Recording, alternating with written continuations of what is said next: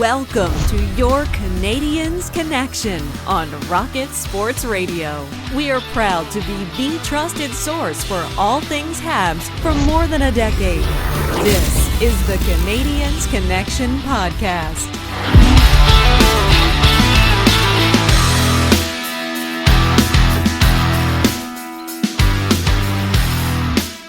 Hello, everyone. Welcome to the Canadiens Connection Podcast here on Rocket Sports Radio, keeping you informed, engaged, and entertained. My name is Michael Spinella, and I'll be your host for the next hour. This is episode 265 of the Canadiens Connection Podcast, and I'm pleased to be joined in the studio by the editor of the Hockey News Montreal, the founder and the president of Rocket Sports, Rick Stevens. And Rick, how are you doing? We had our fantasy drafts last week. We had the regular season of the NHL start this week. It's getting busy. It's really getting busy. The Montreal Canadiens have had their first game of the season. We're getting ready to have the home opener. The Laval Rocket had their home opener. So hockey all over the place, and the Rocket Sports crew, the Hockey News Montreal crew, we've been doing a lot of work this week. There's an awful lot of content out there for our audience. Yeah, and plenty more to come throughout this season. I'm a little bit worried about my fantasy team so far this week. Not going too well. I made a couple weird, bold picks, including a Kevin Hayes. It's not paid off quite yet, but how's your team doing? Well, I'm in an ESPN league with, and it's a little different format than the Yahoo Sports League, and with the hockey podcast, the good folks from the Hockey Podcast Network. There's 20 teams. We were well into 400 players being taken by the end of the draft. Jesse Ylönen was taken, which is pretty promising. But I was so busy with the opening of the Montreal Canadiens that I didn't get my lineup set properly. And Alex Newhook was on the bench for game one. That's not a good idea, is it? No. I never trust those auto starts anyway, too. I don't know if that's what happened, but it's a shame he missed out on a couple goals there. Yeah, is he going to have another 2-goal game? Well, let's hope he does for both the Canadiens and my fantasy team. But that was the game for sure to have him in the lineup. But we do have a pretty big show coming up here. We'll get you all caught up on everything Montreal Canadiens since we last met here in the studio. And then in segment 2 for the big topic, we have a guide to enjoying the Habs hockey this season. So whether you're Team Tank or whether you think that the Habs have a chance at the playoffs, we have plenty to talk about and plenty of things to look forward to this season. And in segment 3, it's the Have Your Say segment. Our Canadiens Connection question of the week is, what or who are you looking forward to watching this season? Rick, lots of our listeners enjoy reaching out to us and letting us know their thoughts.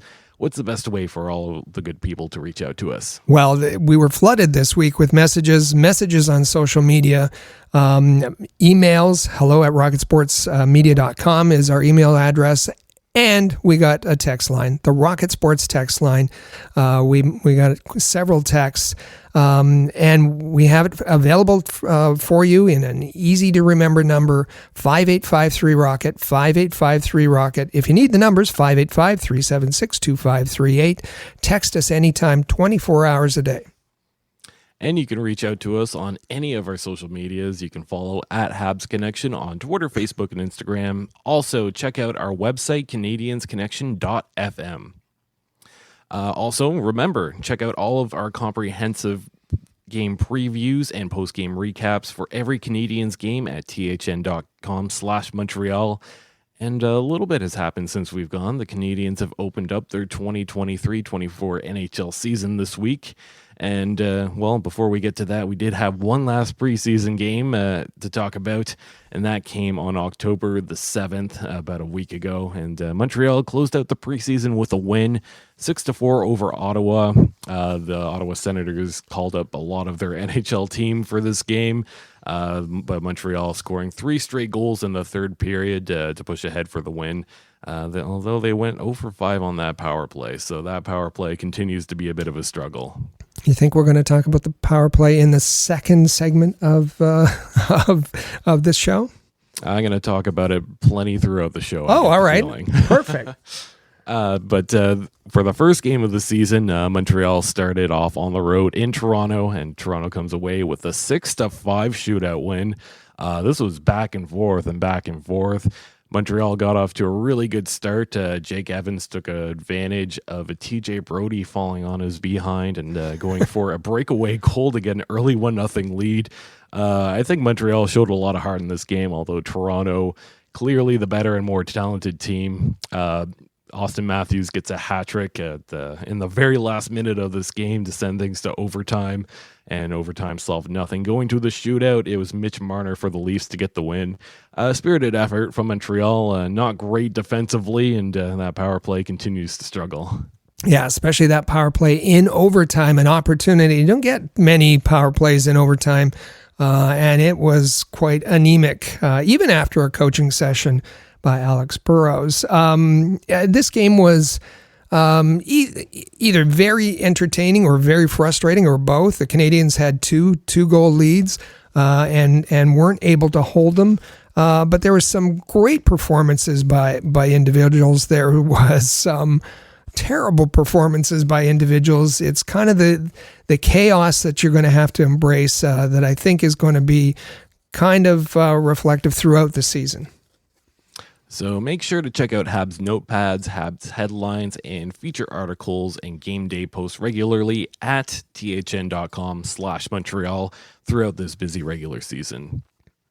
In roster news, Christian Dvorak is skating again with the team. He was placed on LTIR at the beginning of the season, and it's nice to see him back on the ice. For sure. He's skating in a non-contact jersey and not really taking a place in the line rushes, but good to see him back. And we know that injuries and the return to play going to be dealt with, I think, a little bit differently this season. Too many times in previous seasons, players were rushed back before they were ready, and we saw what happened. They're going to be a lot more careful. They're predicting that Christian Dvorak will be back in November. We'll see what happens, but he looks pretty good. He might be back sooner than that, and then he would come off LTIR. But with the way the roster was structured, there's going to be cap room for him to come back. The Canadiens announced their 23-man roster earlier this week, and by doing so, they sent Joel Armia and Gustav Lindstrom on waivers. They both cleared and were loaned down to the Laval Rocket. A little bit surprised to see Armia end up in Laval, although once he was put on waivers, I don't think any team was taking his contract. He made his Laval Rockets debut last night on Friday, October the 13th. Yeah, and we'll talk about him in a minute. It's tough. I know that folks were pretty down on Joel Armia. This is a guy who is an NHL player. He has been for a while. He has a family. We don't want to be come down too hard on him, but I think this was a pretty big statement about culture. Both Marty St. Louis, all of them have talked about culture. Kent Hughes, Jeff Gorton, and I think this was just a statement about work ethic and culture and what it's going to take to earn a spot in this lineup.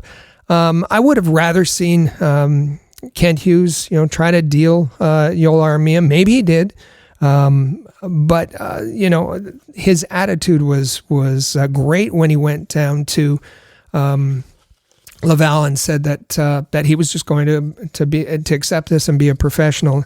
The Gustav Lindstrom, that was interesting. We talked about him having the most experience of most NHL experience of all of the bubble defensemen.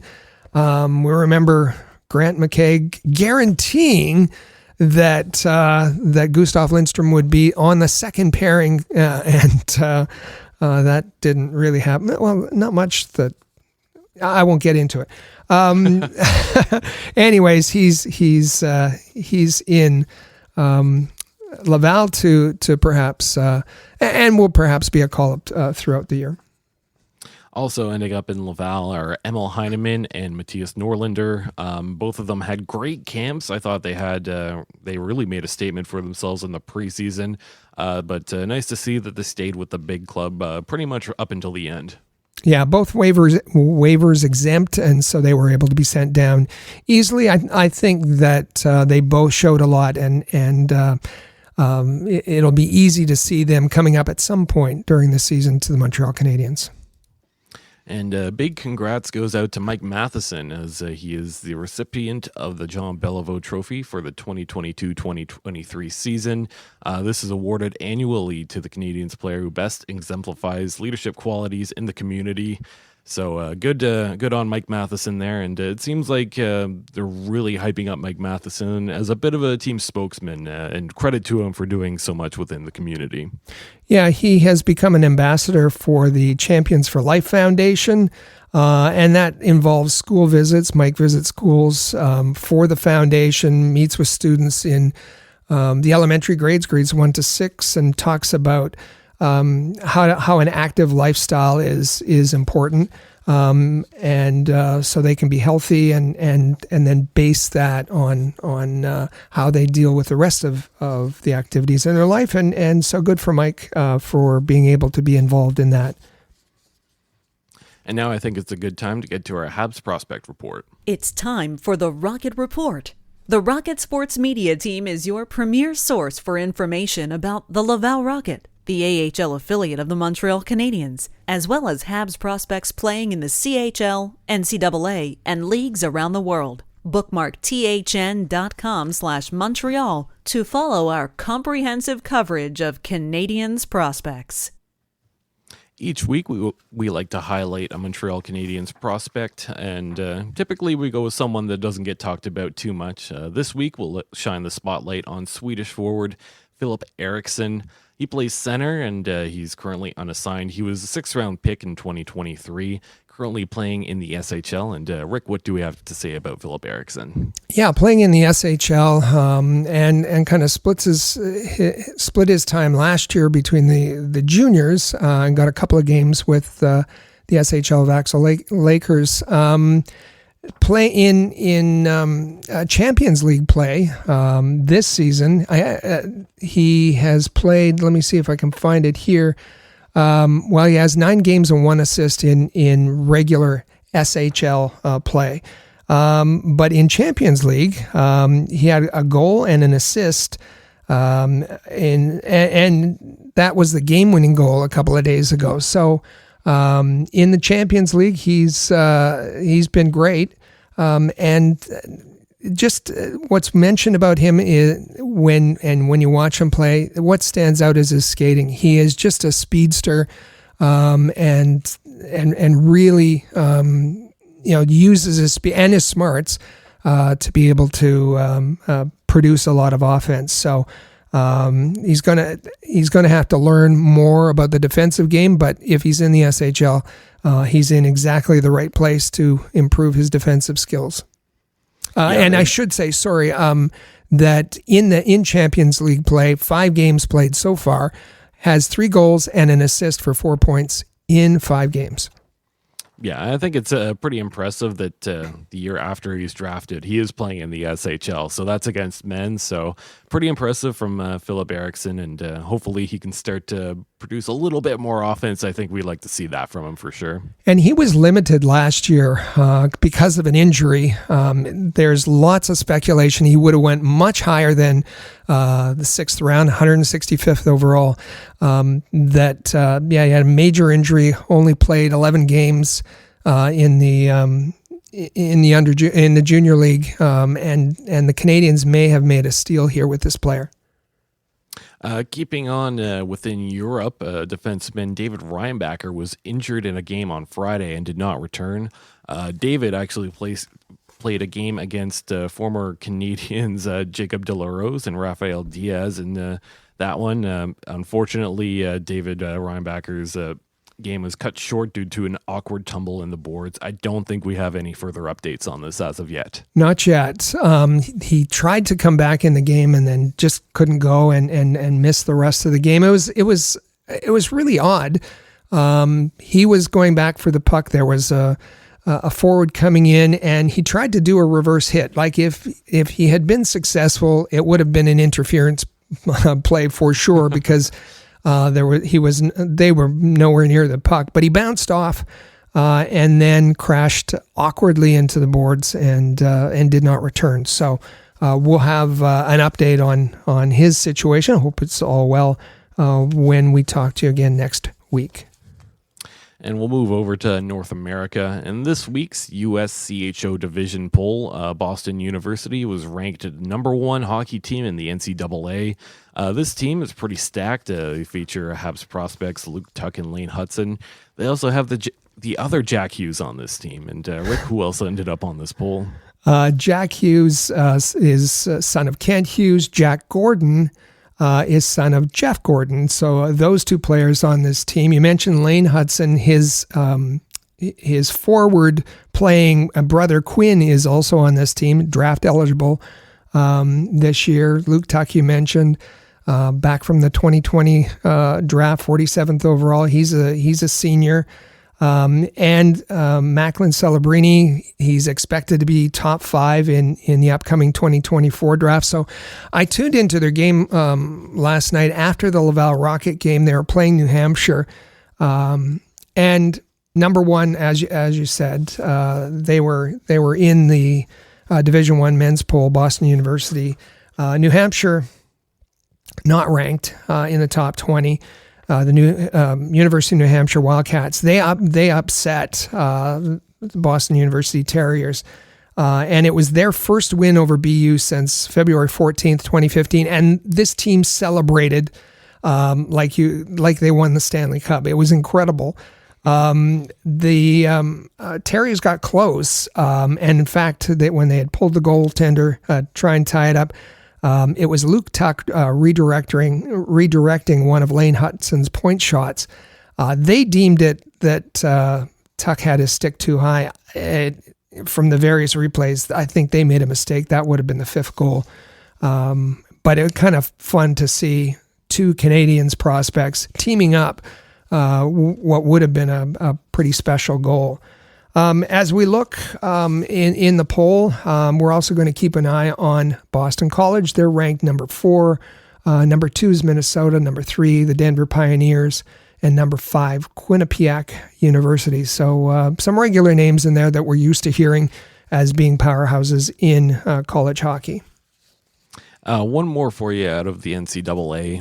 Goaltender Jacob Fowler picked up his first win. He actually picked up 2 wins this week, and he's holding a .929 save percentage. So good start to the season for Jacob Fowler. Great start to his NCAA career, at least. He's playing for Boston College, the team that's ranked number 4, I just mentioned, playing in Hockey East, and he was named Goaltender of the Week for Hockey East.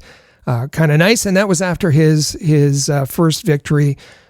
He stopped 29 of 30 shots against Quinnipiac. So a good start, a really good start, positive start for Jacob Fowler, and we'll be keeping an eye on him throughout the season. And coming up north of the border, time to talk about some Laval Rocket games. They completed their preseason schedule last Sunday. This one was at home hosting Belleville. They come away with a 5-2 win. Very handily won by Laval. I think Jakob Dobis put up a pretty good game, and Laval outshot the B-Sens 44-24, if that gives you any indication of how that game went. And then it was into the regular season for Laval. Yep, they played their home opener on Friday, so just last night on October the 13th, Abbotsford comes into town, and they get a 7-4 win. So kind of a crazy game, lots of goals to start this season. Jakob Dobis unfortunately got pulled after 5 goals against, but Yoel Armia scores 2 against the Canucks. Fortunately, I don't think the Abbotsford Canucks could have stopped scoring even if they tried to in this one. It was a rather chaotic as well game. It was the Laval Rocket were not very good in their own zone. They were taking lots of penalties. I would squabble with JF Wool about his lineup choices. He went with a veteran-heavy lineup, and we talked about this being the season. What's exciting about the Laval Rocket this season is all of the young talent. And if you look down the middle, you had Maillet, Stevens, Xhekaj, Lucas Condata, all veterans, and healthy scratches. Philippe Michard, Jan Mysak, and Jared Davidson.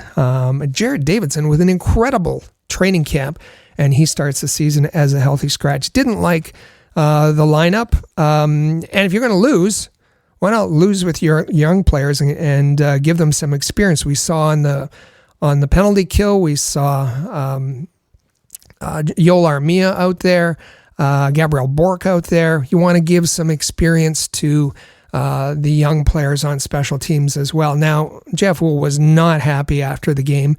You can hear the audio from players and from the head coach.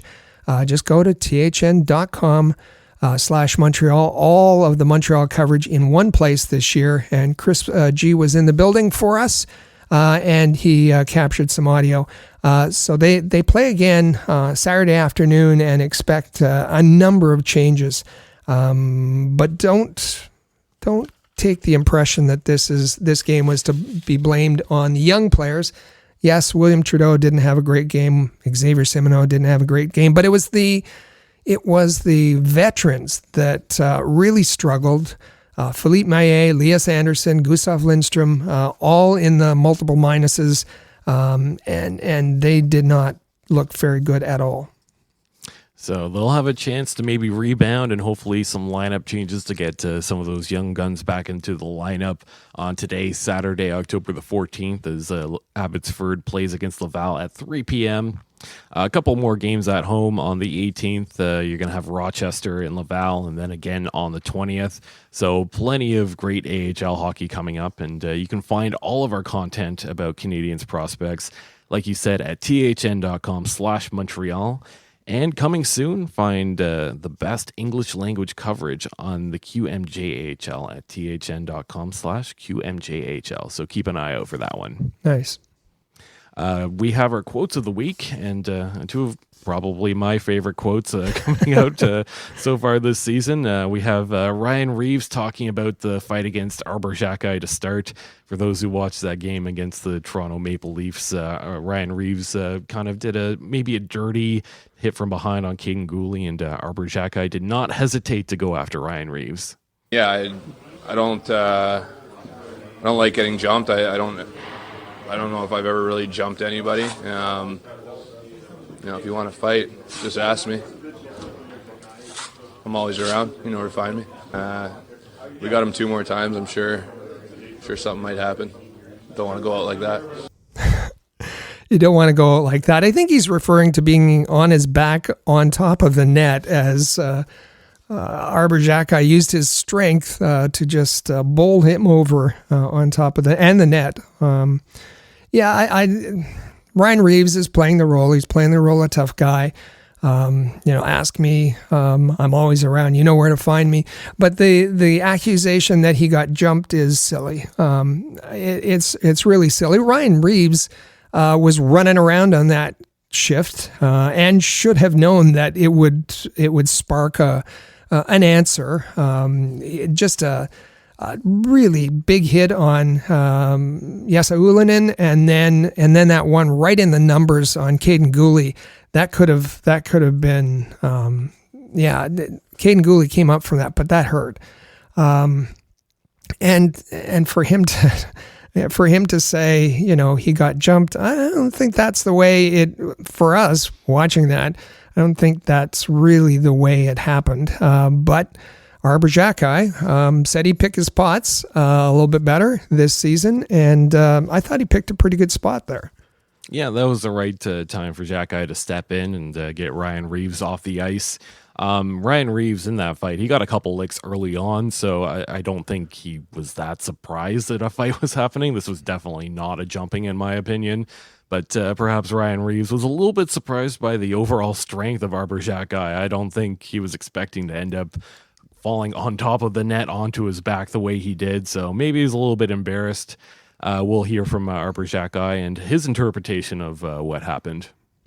the guy obviously threw a couple of big hits, and I just wanted to stick up for my teammates there. So, yeah, definitely proud of how I carried myself. It was definitely, personally, it was good for my confidence. I mean, obviously, I haven't fought since I got injured, so just to let myself know that my shoulder's going to be okay was huge.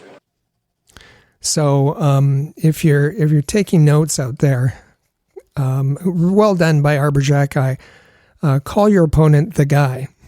Don't give him the dignity of calling him by name. He was the guy. He's only the heavyweight, one of the heavyweight title holders in the NHL, but just call him the guy. I thought that was a good start, and he's right. He had to show a couple of things there, that he was going to stand up for his teammates, for sure, and he wanted to build confidence. He hasn't fought since he injured his shoulder. Long rehab. His shoulder seems fine, and he had to prove to himself and to his teammates that he could still do what he does best, and he certainly did that. The two hits I really didn't like, and as you said, the strength. I think that surprised Ryan Reaves the most. The strength of Arber Xhekaj. And we saw that in the preseason game against Ottawa as well, where he pulled two guys out of the pile at the same time and held on to them. Phenomenal strength. And against a big, tough guy like Ryan Reaves, I think it sent a message, and I think it surprised. It wasn't the typical dance. Okay, you stand there and he went right after. He didn't waste any time. He went right after Ryan Reaves the same way that he did against Zach Kassian last season, and surprised Kassian. So well done on Arber Xhekaj. We don't want to see him fighting too often. We want to see him in the lineup. He was out of this game for 17 minutes. So that's tough, but I think worth it. Most Canadiens fans would say it was worth it this time. So looking forward to facing off against Toronto again. I'll have to mark the calendar. And who else is there? Boston. We'll save this for the second segment, actually. Lots of things to be excited about here with Xhekaj. Yeah. Looking at some hockey news from around the league, Buffalo signs another defenseman to a large contract. Owen Power to a 7-year contract extension, $58.45 million, and they also signed Rasmus Dahlin to 8 years, $88 million. So they've got their D-men locked in long term. That Buffalo Sabres D-core is going to be one to watch out for in years to come. No doubt, throwing a lot of money around, and but they're building their team. $11 million on average value there for Rasmus Dahlin, and right before the season, getting everybody locked up on the blue line. The Winnipeg Jets signed forward Mark Scheifele and Connor Hellebuyck to identical 7-year contract extensions worth $59.5 million. Bit of a surprise. I thought all the reports were saying that these guys wanted out. No, even after Wheeler was bought out and signed on a different team. But you know what? Good for the Jets, keeping a couple of important core pieces within Winnipeg for the next few years. Well done by management. Sends a huge signal to the fans, to the team, to the league that they want to keep these two guys, two really important guys. You heard Cole Perfetti talking about how important Mark Scheifele is to his career and to the team. And of course, Connor Hellebuyck, one of the best in the business, and to be able to get him for under $10 million, I think maybe you got a bargain on Hellebuyck. Maybe you paid a little bit too much for Scheifele, but all of that doesn't really matter. It's the big picture of signing two key players to identical contracts, and good on the Jets for doing that. And finally, coming out of Vegas, the Vegas Golden Knights raised their Stanley Cup banner at the home opener, and they presented their Stanley Cup rings. So, yeah, congratulations to them on the Stanley Cup last year. And, boy, that was a big presentation. That was entertaining to watch, wasn't it? It really was. And first you had the rings, and they're rings like we've not seen. Rings where, they have all of the jewels on them, but the whole top comes off to reveal an arena underneath and all of the 9 goals, I guess it was, in the cup clinching game are marked on the ice surface. Like, it's crazy. And that it can turn into a pendant. And then the ceremony, the Stanley Cup raising banner ceremony. Mark Stone comes out, places the Stanley Cup next to a slot machine. He goes over, pulls the handle, 3 Stanley Cups come up, and then the banner starts raising. A gorgeous banner as well, very detailed, sparkly as you'd expect. They really do ceremonies well in Vegas. Incredible, absolutely incredible.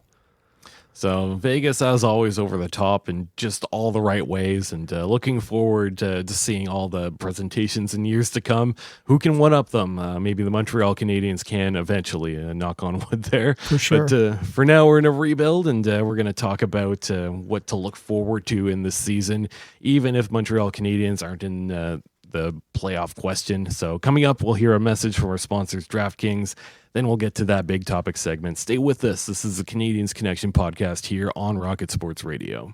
We are back with another week of football, and DraftKings Sportsbook is keeping us in on the NFL action with great offers every single game day. New customers can bet $5 and get $200 instantly in bonus bets. Throw 5 down on any of this week's epic matchups to walk away an instant winner. And DraftKings isn't stopping there. All customers can take advantage of 2 new offers every game day this September. Football's more fun when you're in on the action, so download the app now and sign up with code THPN. New customers can bet just $5 to get $200 instantly in bonus bets.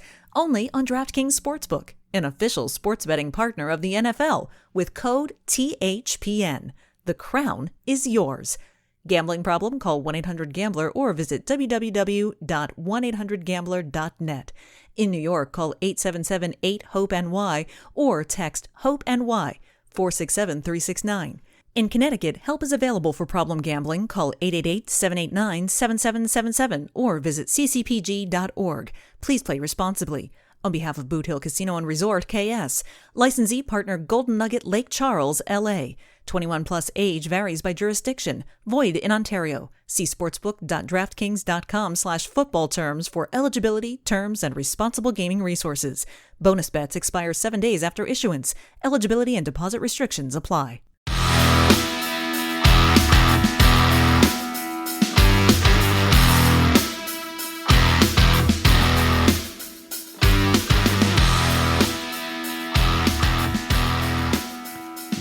Welcome back to the Canadiens Connection podcast here on Rocket Sports Radio. I'm Michael Spinella. You can find me on Twitter at the Spinella, and with me in the studio is the president and founder of Rocket Sports, Rick Stevens. Make sure to give him a follow on Twitter at Rocket Sports.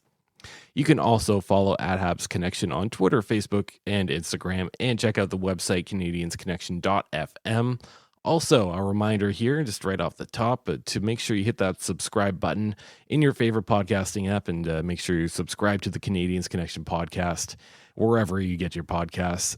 And Rick, hockey analysts are predicting that the 2023-24 season will be another difficult one for the Canadiens.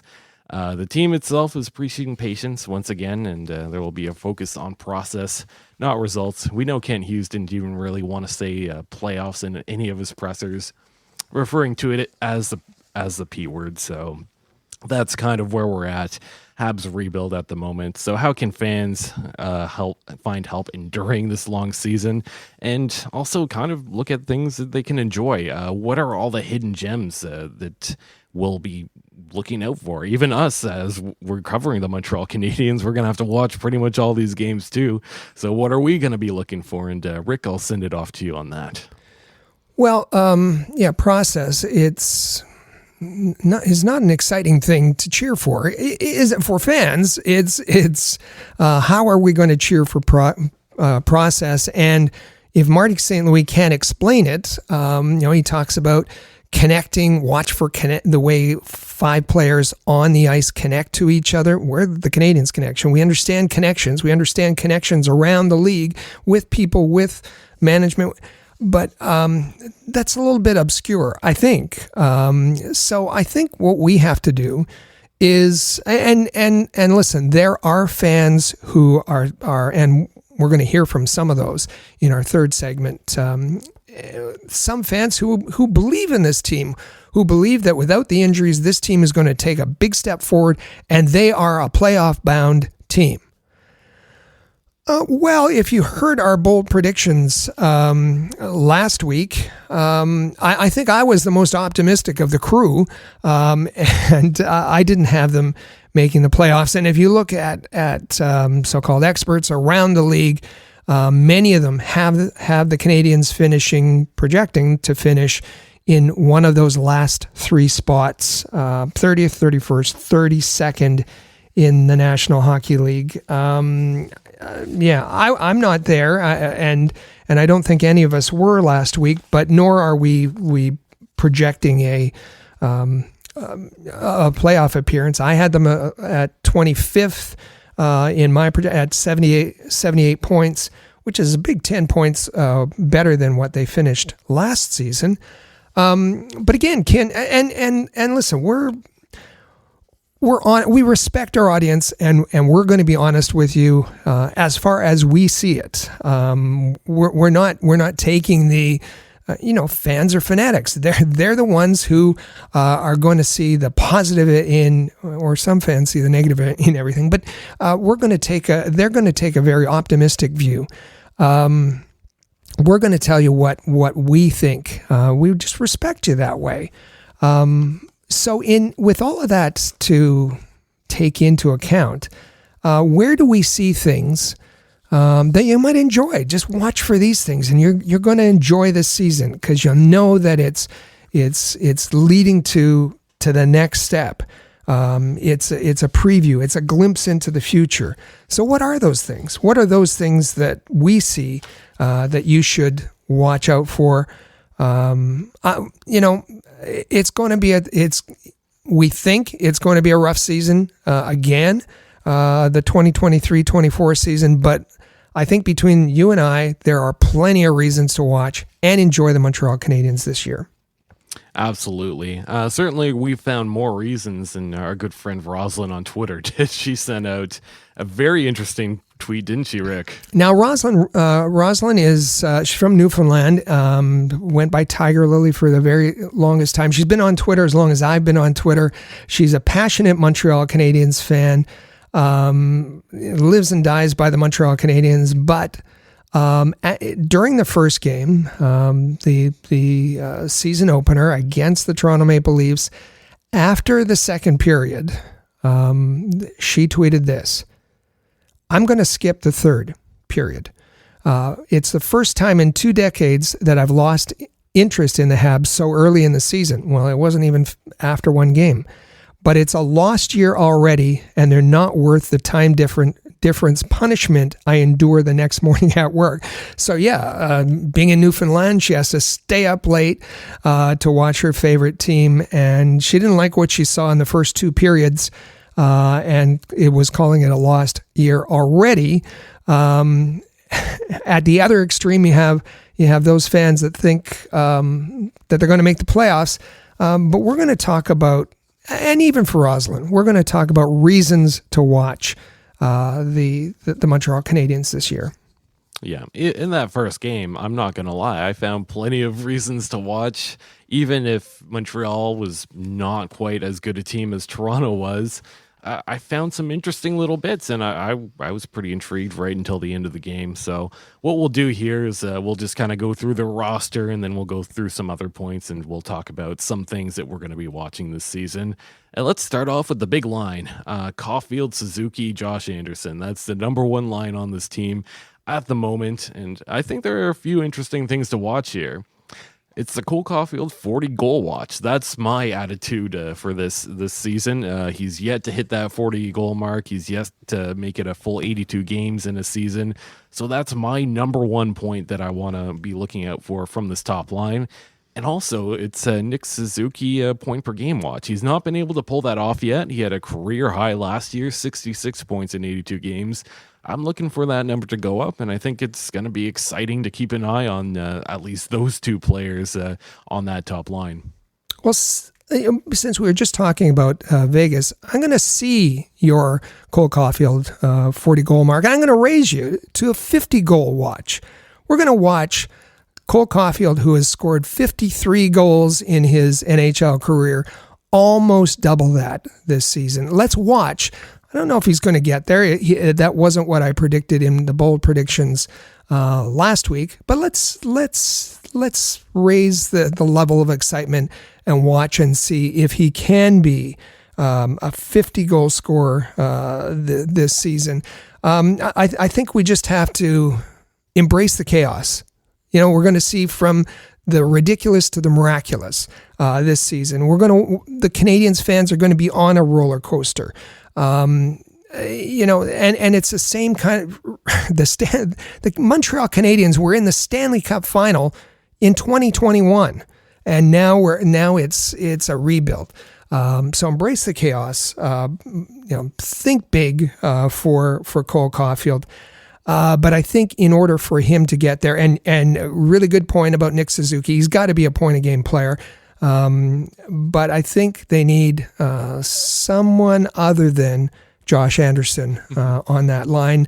Yes, I get that he, in the past he's been a Toronto killer. I didn't really see that a lot in Wednesday night's game, but I think they're going to need somebody who both is able to cover as far on the defensive side and complement them on the offensive side. Yeah, I agree with you there.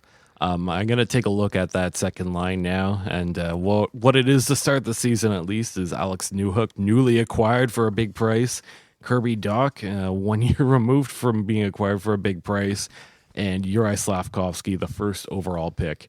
Actually, who I had the most fun watching in that first game against the Leafs? It was actually Kirby Dach. What a great player. I think a little bit underrated.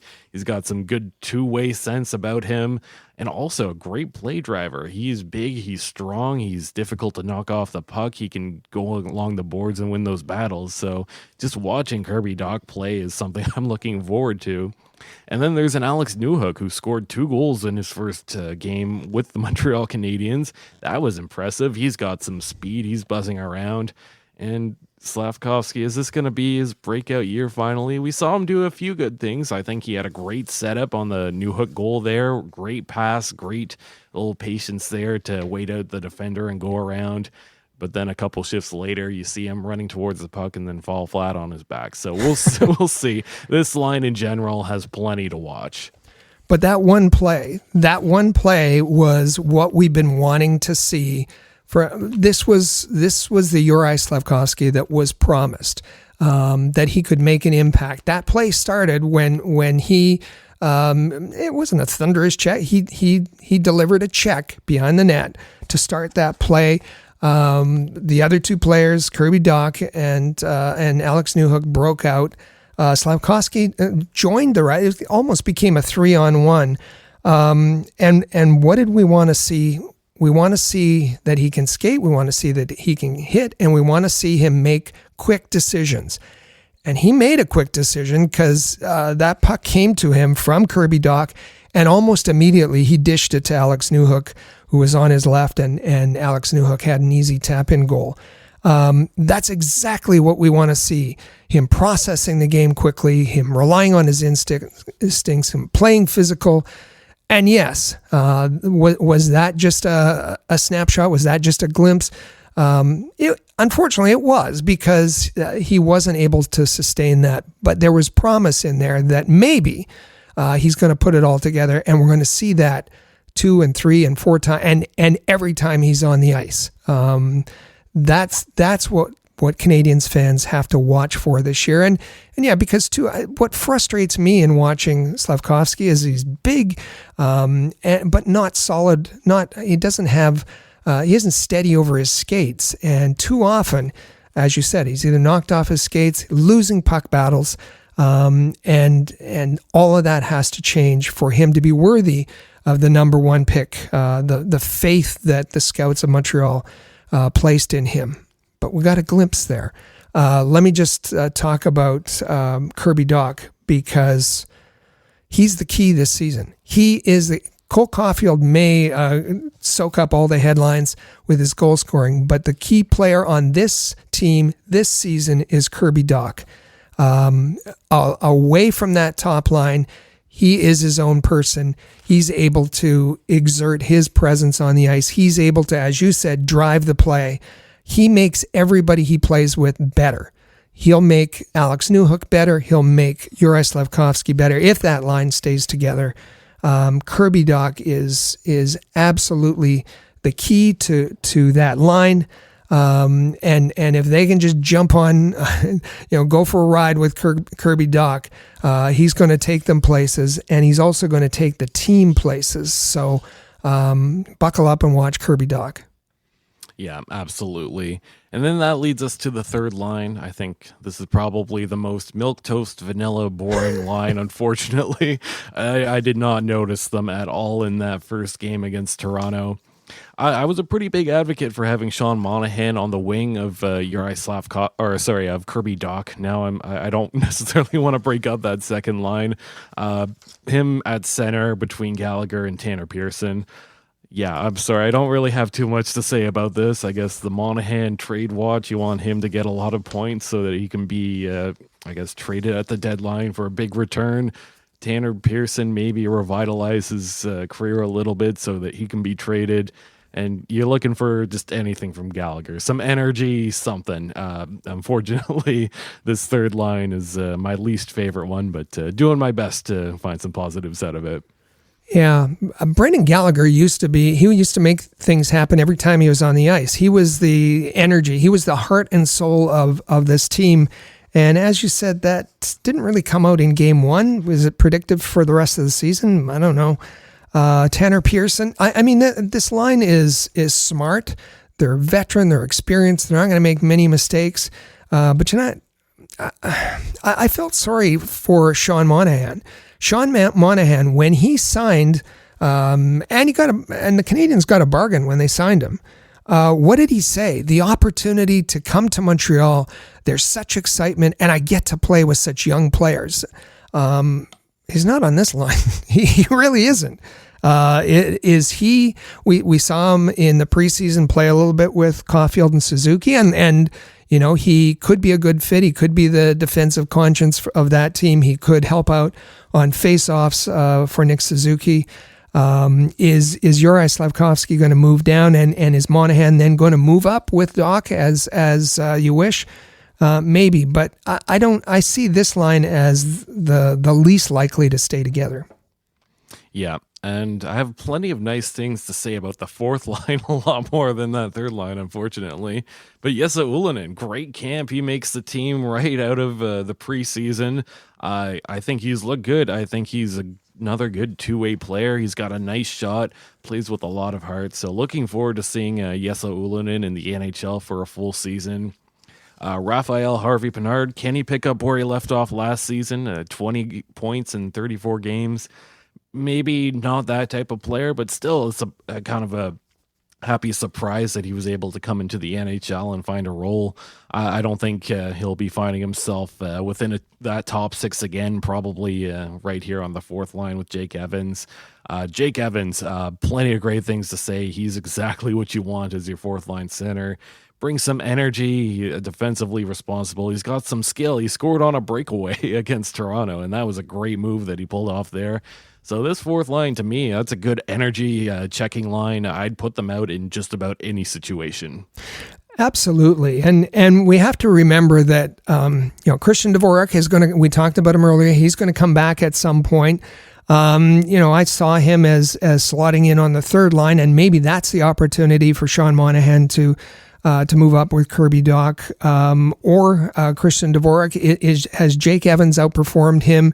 And could Jake Evans move into the third line? And we know he has good chemistry with Brendan Gallagher. But based on what we saw in the first game, you never want to take this fourth line apart.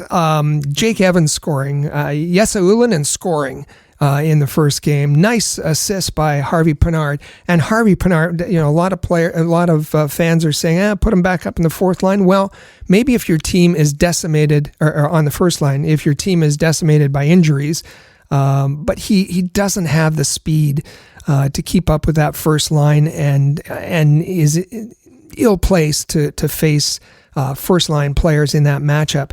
He can thrive in this fourth line with Jake Evans, with Jesse Alonen. I really like this. Not only energy, but if you can contribute to the offense too, perfect, absolutely perfect. This is, if they are able to continue what they showed against a very good team like the Toronto Maple Leafs, this is a line that's going to stay together. Yeah, I'm looking forward to them watching them a bunch. And we'll move on down to the defense here, and we'll start with their top pairing and Mike Matheson and David Savard. Not too much to say about these guys as a combo, but interesting that Mike Matheson was the one quarterbacking that top power play unit. I think he does have some good offensive instincts after coming back from injury last season and getting into the lineup quite a bit. I actually have grown to like this player. I was pretty critical of him early on last season, but he's a very talented defenseman. Is he a number one defenseman? I guess we'll find out this season. He's turned into kind of the spokesperson of the team, the ambassador. He's also he's got an A on his chest too, so he's contributing to the leadership. So I guess looking to see just how good Mike Matheson can be in this role. And in Toronto played, because there was the extra 5 minutes, he played 26 and a half minutes. That's an awful lot. Mike Matheson, my critique of him last season was his defensive play.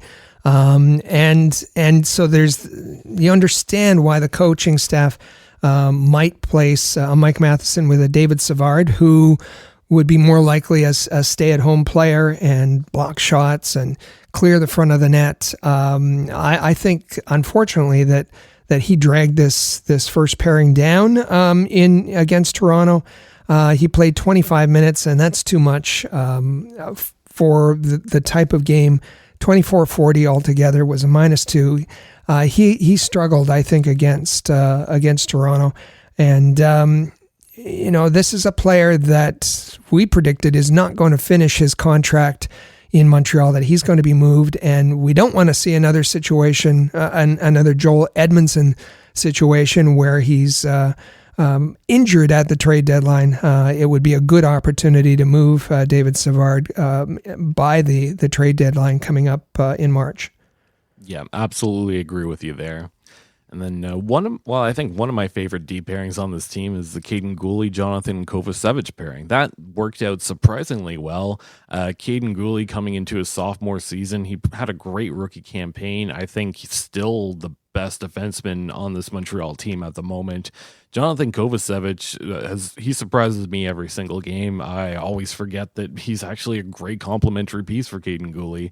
So a full season of Caden Gooley and his development, I'd be curious to see if he can develop some offensive abilities. I know he's not really that kind of player, but it would be nice to see him get some opportunities on the power play as well. And then Jonathan Kovacevic, nice waiver pickup. Full credit to Kent Hughes and Camp for picking him up last year. These two were the top defense pairing, and it wasn't even close against the Leafs. They were a +4 combined. They each played about 20 minutes. That's probably right, and keep them a little bit sheltered in the second pairing. But they thrived. They absolutely thrived and looked great together. And then the bottom pairing, my second favorite one, I think, Arber Xhekaj and Jordan Harris. So first and foremost, who else is Xhekaj going to fight? That's an exciting thing in its own. Is it going to be Reaves again?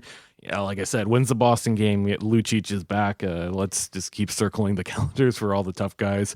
I think, like you said, Arber Xhekaj is someone that's going to have to pick and choose his fights, not just fight for the sake of fighting, because as soon as he's off the ice for an extended period of time, the defense pairings go into a bit of a jumble, and it throws some things off. But once again, Xhekaj continuing to improve and assert himself as one of the strongest guys in the league. I think he's also got some underrated offensive capabilities. He's got a great shot, and he's made some great passes too. And then there's Jordan Harris. Not the greatest start to his season, but again, I think he was probably the second best defenseman on Montreal last year. He's still young. He made the team out of camp, so still plenty to develop for Jordan Harris. Yeah, those 17 lost minutes when Arber Xhekaj was serving penalties threw the pairings into a bit of chaos. And Jordan Harris, I think, is a much better defenseman. As you said, he was very good last season. So what are you to watch here? You're going to watch how Mike Matheson is quarterbacking the power play. You're going to watch the young defensemen, the Caden Goulies and Jordan Harrises, and Arber Xhekaj, and the way they're able to take a step forward. And then you're going to watch Arber Xhekaj and being the protector of his teammates. And yes, whether it's a Reaves that comes back, whether it's a Nicolas Deslauriers in former Canadian and current Flyer. He fought the most last season, whether there's going to be fight opportunities there. But I don't want to see him fight. I want to see him stand up for his teammates, but I don't want to see those stage fights. But there's lots to like and lots to watch, and this is going to be a fun group to watch, and they have to be because what we're getting to next, the goaltending is a little bit unsure for this season. Oof. Yeah, not the greatest start of the year for Xhekaj Allen against the Toronto Maple Leafs. We knew at the golf tournament, he came out, he said he wants more of that net. He wants to prove it. Bit of an up and down preseason. Maybe he's still working off the rust, but that first goal, I believe, was by Noah Gregor on Toronto. He had a clean look at that, and the puck just kind of went right through him. So not great there. And then obviously that was a high-scoring game in general. He made some big stops, some big important saves, but I think a little bit of inconsistencies to Xhekaj Allen's game. So I guess keeping an eye on goaltending in general is going to be interesting because you also have Sam Montembeault, and he's been hyped up quite a bit by fans and the Montreal media for what he was doing last season, which I don't know that he was that much better than a Xhekaj Allen was, but he's going to get the start today on the Saturday the 14th, and we'll see what he's able to do. What kind of goaltender is he? Is he going to be able to take on a heavy load, or is he going to revert back to more what we expect of him, which is to be a number one AHL type goaltender? Yeah, Xhekaj Allen, it's funny because, embracing the chaos and the miraculous to the ridiculous, that describes Xhekaj Allen against the Toronto Maple Leafs. Soft goal to start. He made some unbelievable saves against some of the toughest Toronto shooters. Marner, a couple of times on Matthews. And I think that's the inconsistency is going to be consistent right through the season, whether you're talking about Allen, whether you're talking about Montembeault really struggled in the preseason. He had perhaps the worst preseason of any of the Canadiens goaltenders. And yes, much is expected.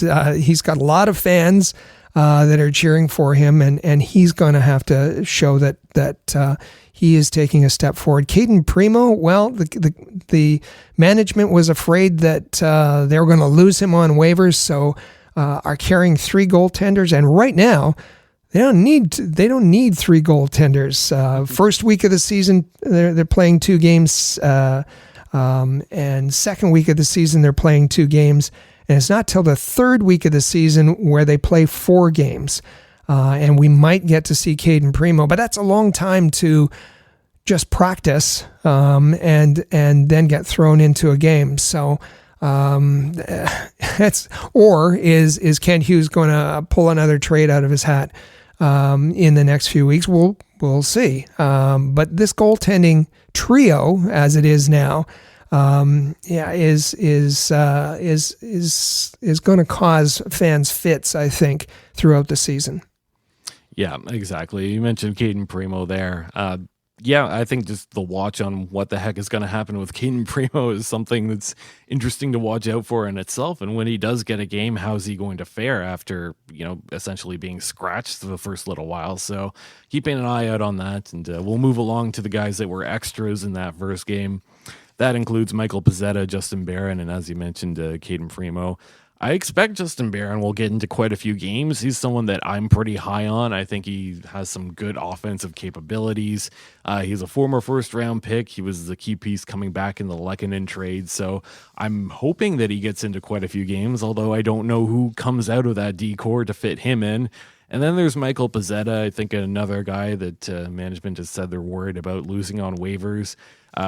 Don't think he's going to generate anything more than being a fighter, maybe a shootout specialist. We know he scored in the shootout last season.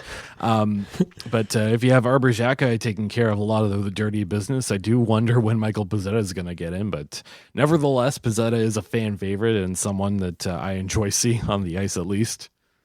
Pezzetta is a good soldier. He's a really good soldier. He does what he's asked to do. He's got a great attitude. But has this team moved beyond Michael Pezzetta? And I know we questioned the signing, the first signing of the year that after the season that the Canadiens made, and there didn't really seem to be a fit. Much like Chris Weidman. Now he was signed for Tuesday, so he was here, but it doesn't really seem to be a fit if he comes back. Justin Barron, as you said, is going to come in, probably displace either Kovacevic or Harris. And we know that Christian Dvorak is going to come back and return at some place, and that'll make it, I think, even tougher. Maybe a Tanner Pearson comes out, but even tougher for a Michael Pezzetta to come out of the line, to come into the lineup. Yeah, absolutely. So let's take at some potential recalls. Injuries happen. Sometimes in Laval, players break down the door and they essentially force you to call them up to the big club for a look. A few guys that I had in mind that I'd be interested in seeing in some NHL games are William Trudeau, Matthias Norlinder. Both had great preseasons. And I wonder if Armia might come up at some point. That's going to be an interesting one, too. After being sent down, I do wonder if he does get a call-up, is he going to come back with a bit of a vengeance? Who are you looking forward to seeing as a potential recall player? Oh, there's quite a few. Emil Heineman is one of them. Does Logan Mailloux get a look at some point, maybe later on in the season? I think one of the things that's most exciting is that the Canadiens have a tremendous prospect pool, a terrific prospect pool. So I think that one of the ways that Canadiens fans can be excited about the season is to pay attention to the prospect pool. Those players who are in Laval and the ones that we talk about, whether they're in the NCAA or the CHL or Europe, and be excited. How can you get excited about a team that everyone is projecting are going to be out of the playoffs? Well, you be excited about the young players. And even, I mentioned about draft eligible players a little bit earlier. We're going to start keeping an eye on the draft, the 2024 draft, because if the Canadiens are projected to finish, in the bottom 3, in the bottom 5, in the bottom 8, there's going to be some players for them to select to add to the prospect pool who could make a significant difference. So prospects we're going to talk about a lot, and it's a way that you can be excited about this team, even though that's more in the future. Absolutely, and I think maybe a dark horse pick that I'll throw into the table here is Jakub Dobes. Keeping an eye on what he's going to do in Laval. Maybe if he plays well enough, he gets a look towards the end of the season. You never know with injuries. So I know goalies are a big topic. Ken Hughes has said that he doesn't see a goalie of the future on the team currently, but hey, you never know. Maybe Jakub Dobes comes in and establishes himself as somebody that could be that guy. And who's Jakub Dobes' partner going to be? Right now it's Strauss-Mann. But at some point, it's still possible that Caden Primo goes to Laval and they end up in a tandem, Dobes and Primo. If Kent Hughes judges the goaltender market differently than he did at the beginning of the season, that, okay, the goaltender market's getting kind of saturated, we can probably sneak Caden Primo through and back to Laval. Maybe that's a plan because Primo's up with the Canadiens right now. Doesn't mean he's going to stay there throughout the season. Absolutely. So now I think it's a good time to talk about special teams. This has been a huge struggle for the Montreal Canadiens over the last even 3 seasons almost. Power play has not looked good. Even when they scored on the power play against Toronto, it got called back for an offside. Penalty kill struggle as well in that first game against Toronto. Toronto looked great on the penalty kill. Montreal had their moments where I think they used their bodies and their sticks well. You're starting to see them block a lot of shots. But certainly some areas to improve. And what else can we say about the special teams? Yeah, they did not look good, and they have to. One, because it's a way that if you're overmatched in talent, right down through the lineup by some of the more powerful teams, it's an equalizing force to be good on the power play or be good on the penalty kill. And there's enough, if we're talking about Cole Caulfield getting 40 goals this season or even approaching 50 goals, some of those better come on the power play. So the power play better start to improve. Alex Burrows, we know, has been the guy with he's managing the power play.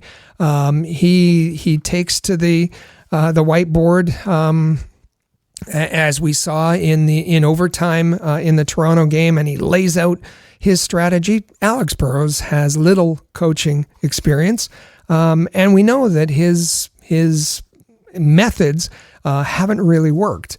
I think that it was interesting this week in that Marty St. Louis was asked about the power play. His answer, I'll give you 2 answers here, quoting Marty St. Louis. Me and Alex run the power play, and I'm as much to blame if it doesn't do well. Okay, well, we'll blame you both. We don't care. It's been terrible. Get at it. Get it fixed. Where are the answers? And he went on to say, the answers are everywhere, and we've got to find them.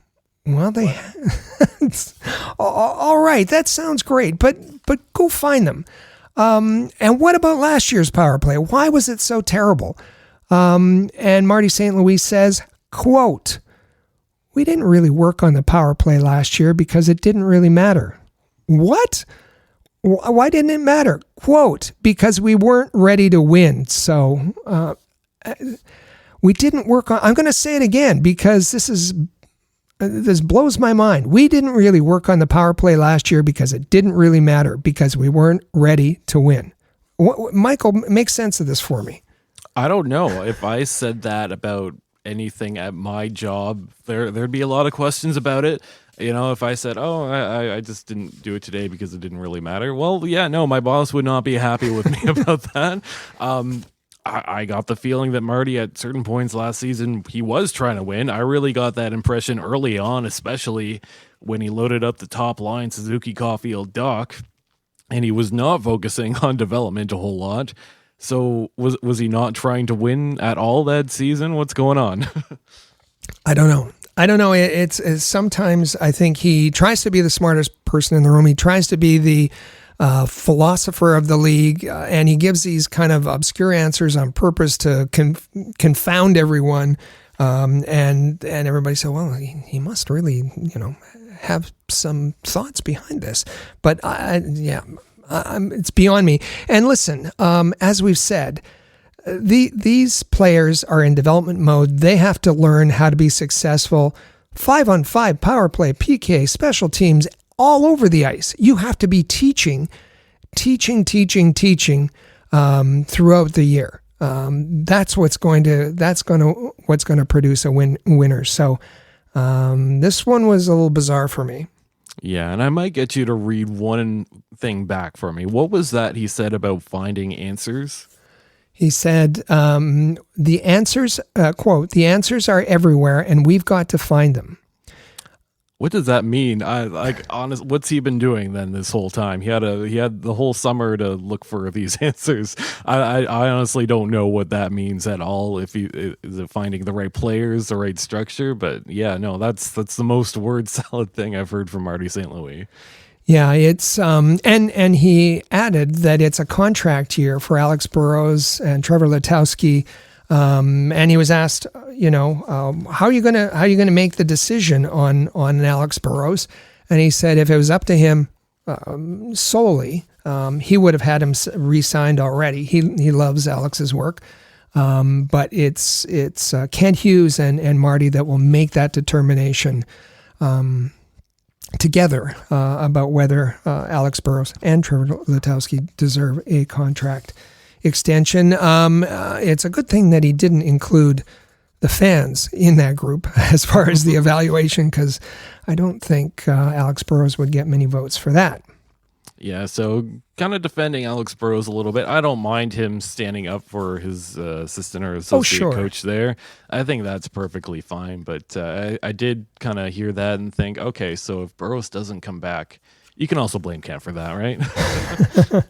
Yeah, apparently, yeah, because he's standing beside him. Special teams is really important. They're going to have to take a step forward for sure.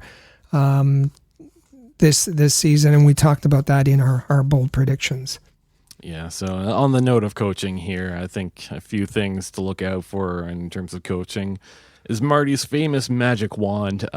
We know that had a great effect on guys like Kirby Dach last season and the way he was able to emerge. This season, the focus is on Alex Newhook. He's off to a good start so far. And I guess we'll find out if that Marty's magic wand is real, if he can just take some of these misfit toys and turn them into really good assets, maybe even part of the core.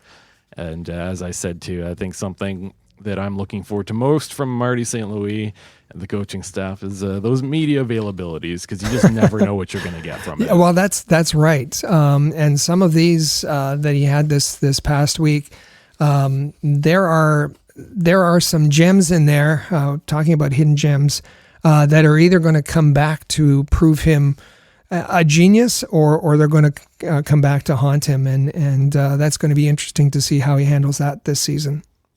Yeah. Is there anything else coming from Marty St. Louis this week that we wanted to talk about? Well, I think when Marty was asked about his goals, and he was first asked about his wish for the season, and he said, quote, that we take a big step. Okay. What's the big step? Quote, what does that mean? I don't know.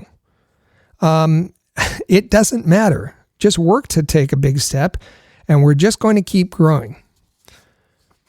Okay. So okay, that wasn't clearly necessarily, we don't get anything tangible to kind of hang on to there to really hang our hat on. Certainly, if you asked Marty St. Louis about his long-term goals, what are your long-term goals? We know you're in a rebuilding year and a time, but long-term goals for the Montreal Canadiens. Can you tell us about? Well, I'm going to ask you. You're an NHL coach of a rebuilding team, and pick one. Columbus Blue, whoever it is. If I would ask you, you're rebuilding now, but what is your ultimate long-term goal for the Columbus Blue Jackets, Michael Spinella? Win the Stanley Cup, nothing short. Period. All right. So maybe let's change leagues. What if you were the Prince Albert Raiders in the WHL? What is your long-term goal, Michael Spinella, as head coach of the Prince Albert Raiders? Memorial Cup winners, nothing short. Okay. You're in the ECHL with the Newfoundland Growlers. What is your long-term goal for this organization? Kelly Cup winners, nothing short. Okay, so now let's see how Marty St. Louis answered when he was asked for his long-term goals. Quote, I don't know how long I'm going to be the coach here. My goal is to leave the team in a better position than when I arrived. I don't know what all that means yet, and it doesn't bother me, but I love coaching. Okay, I'm going to, because you're so confident and telling me what the goal should be, tell me what it means when Marty St. Louis says, I'm going to have a picnic in the park and I'm going to make the park look better than when I arrived. I don't know how long I'm going to be here as coach of this team. So the plan is to leave, to have fun, and enjoy what you're doing, basically, is what I get here.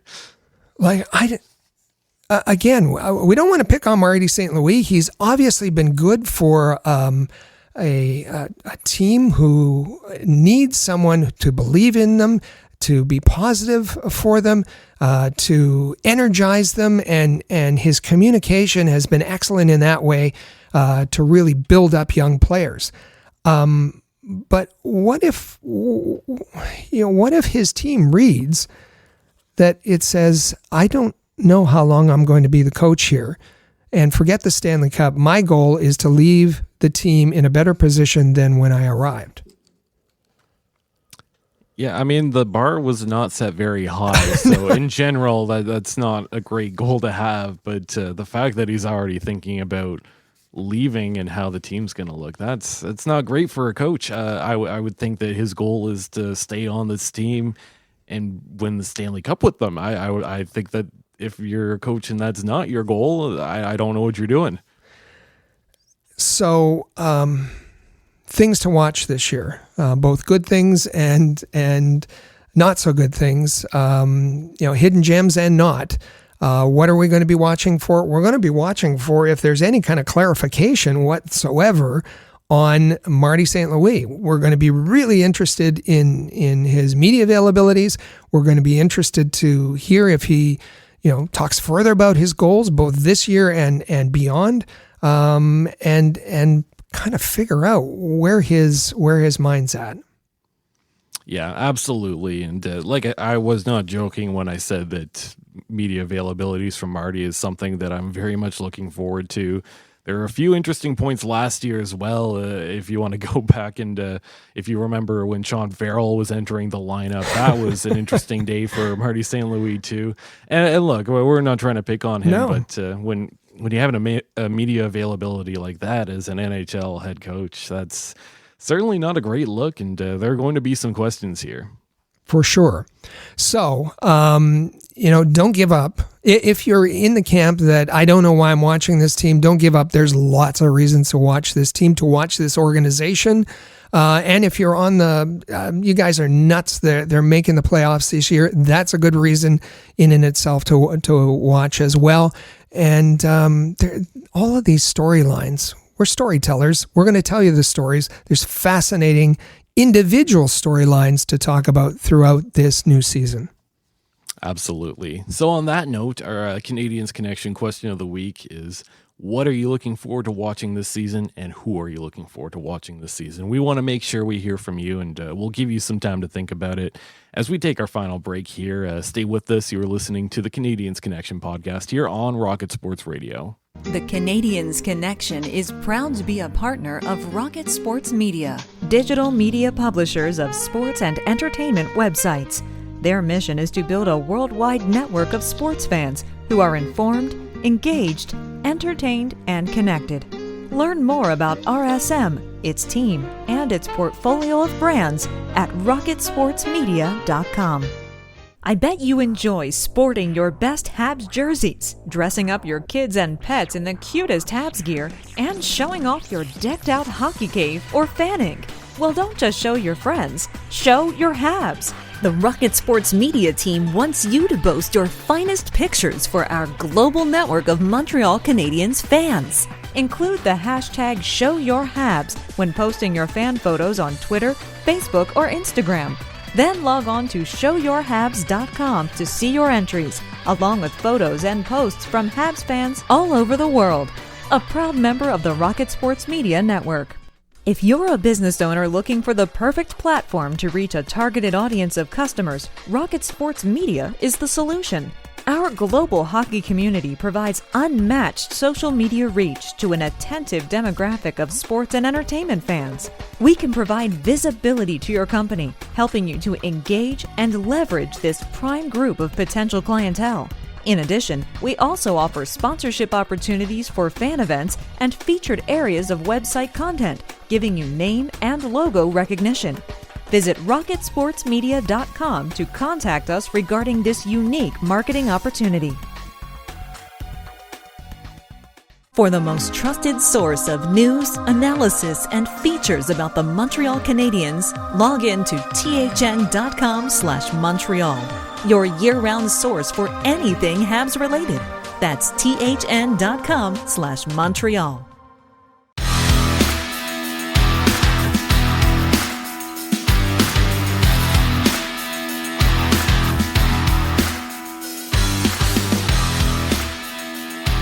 Welcome back to episode 265 of the Canadiens Connection podcast here on Rocket Sports Radio.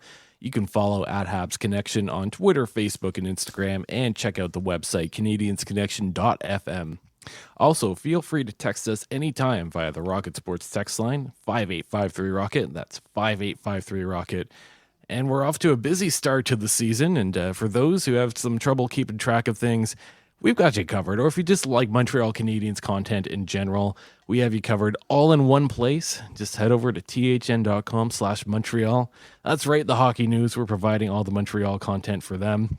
And on there, you will find our features, our game day, game previews, post-game reports, anything and everything you want to know about Montreal, even the prospects and the Laval Rocket. We have some sections on that too.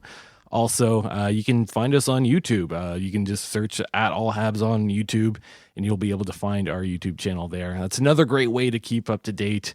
And Amy Johnson hosts a great show called the Habs Hockey Report Show, and the latest episode is, 5 major takeaways, Game 1, Habs versus Leafs. So she goes into depth analyzing that first game.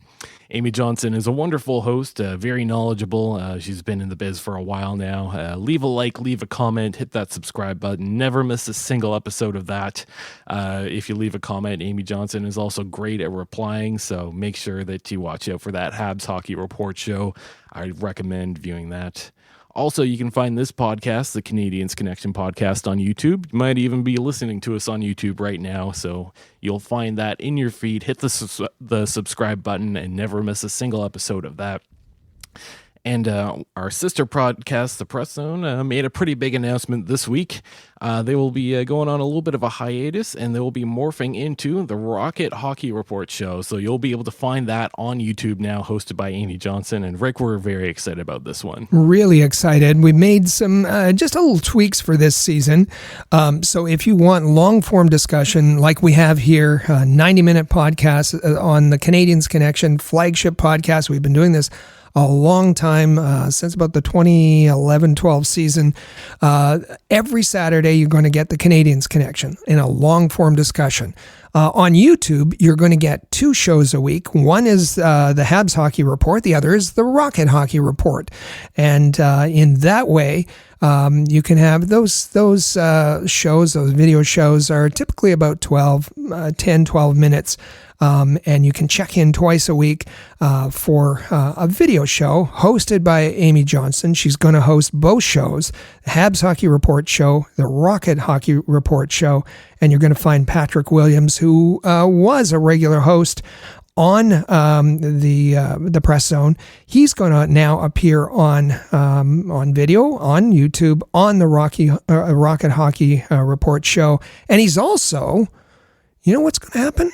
We're going to hear from Patrick Williams. I call him the guru of the NHL. We're going to hear from Patrick Williams on the Canadiens Connection. We have a Rocket Report every week, and every few weeks we're going to have Patrick Williams in. So these changes, you're going to get more coverage, you're going to get more video coverage, and you're going to start hearing people in different places than they were last season, and we think that's a really big change, and you're gonna enjoy it.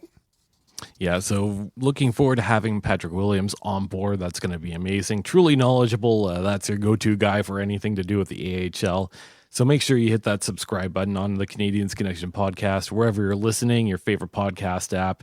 You can also find us at canadiensconnection.fm. We have all of our episodes there. So if you missed anything, you can go back and you can find it right on there. And we have a few more announcements for our Rocket Sports team, don't we, Rick? We do. If you play fantasy football, as many of our audience does, and many of you play with our fantasy sports teams, both fantasy football and fantasy hockey, you're probably familiar with, you check in with ESPN's Stefania Bell. And she is their medical consultant. If you need to know injury information for, setting your lineup, Stefania Bell is there every week to help you through that.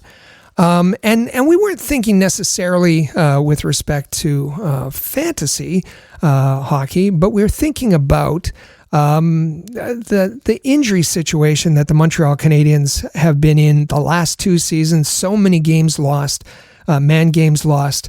And not that we hope they're going to be in that situation this year, but all kinds of changes to the medical department, to personnel, to equipment. And we need somebody to help us explain. And so we brought on a medical consultant. He's a doctor, Dr. Stephen Morris. And he's going to join us on the Canadiens Connection as our go-to medical consultant to help us through explaining injuries, explaining treatments, explaining return to play, and training techniques, all kinds of things related to the health of the players. We thought we needed an expert on the Canadiens Connection, and I think he's going to be a really big part of our changes to this new season. Yeah, really looking forward to that as well. Welcome aboard to everyone, and you're going to want to keep listening to this podcast throughout the season as we make all these improvements and we bring some more experts on board. So now it's a good time to get to our Canadiens Connection question of the week, and to our listeners, we asked, what are you looking forward to watching this season, and who are you looking forward to watching this season? We want to make sure we hear from you, so reach out to us, 5853-ROCKET. You can also touch base with us on our social medias.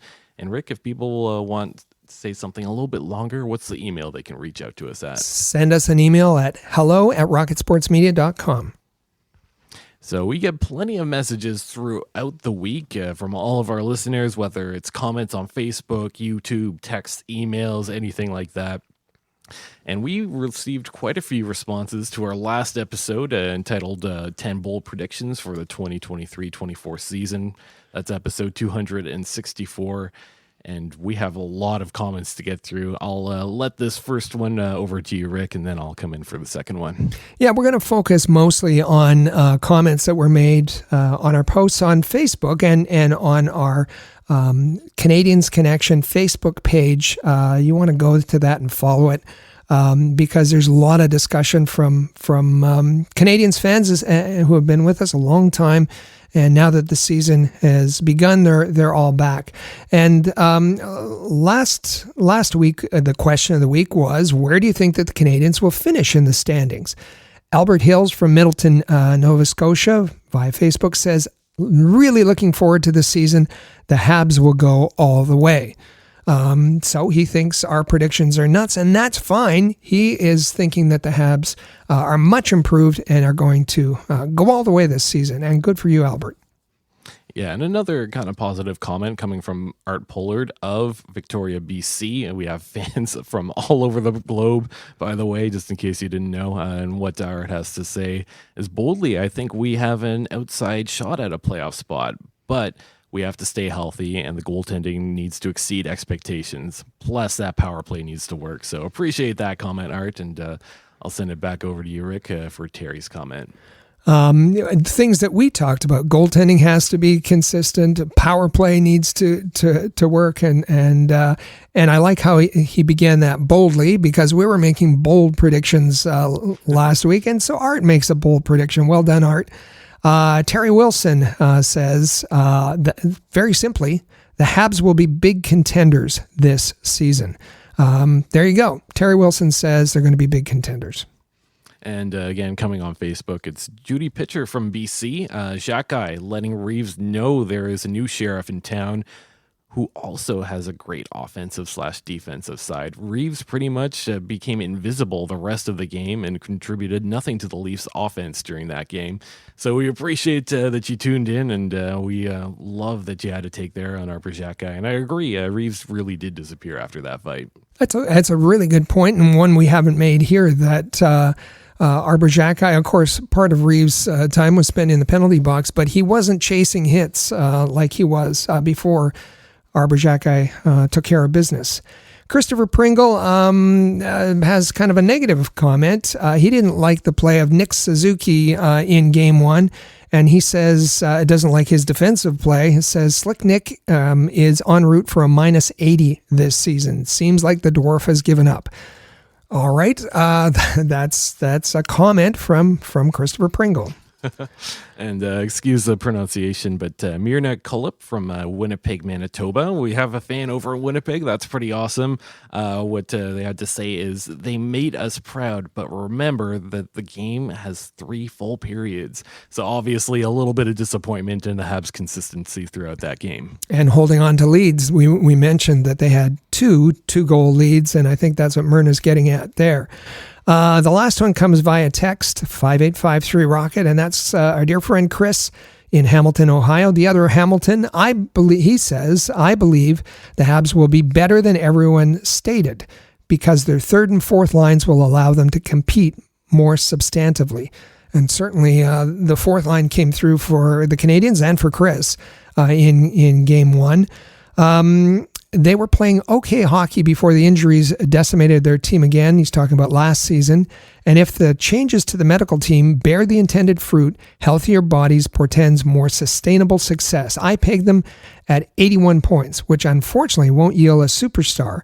But with the accumulated draft capital Hugo, Hughes and Gordon have acquired, and some slow cooking, they'll be in Laval, I'm expecting.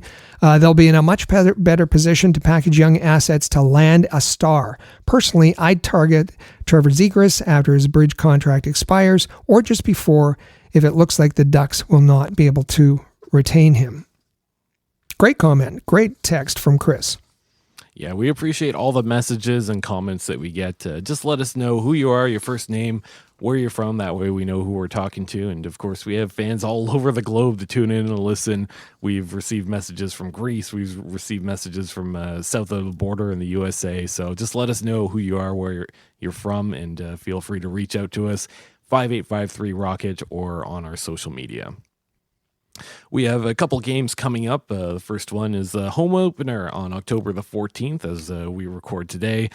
Chicago comes into Montreal, so Connor Bedard, that's going to be your first look at that. And then a couple days off, October the 17th, Minnesota comes into Montreal, so Kirill Kaprizov, Marc-Andre Fleury, that's always going to be a fun game. So a few things to look forward to this week, and we'll have you updated on our next episode next Saturday. So that's going to be a wrap for us today. Thank you all for tuning in and listening. Please make sure you subscribe to the Canadiens Connection podcast in the player or on any of your favorite podcasting apps. You can also share it on social media if you like what you heard. Enjoy the week. We'll be back here next Saturday, October the 21st, for another great episode. Thank you for listening to the Canadiens Connection podcast here on Rocket Sports Radio. Click subscribe so you never miss an episode of Canadiens Connection. Follow us on Twitter, Facebook, and Instagram at Rocket Sports.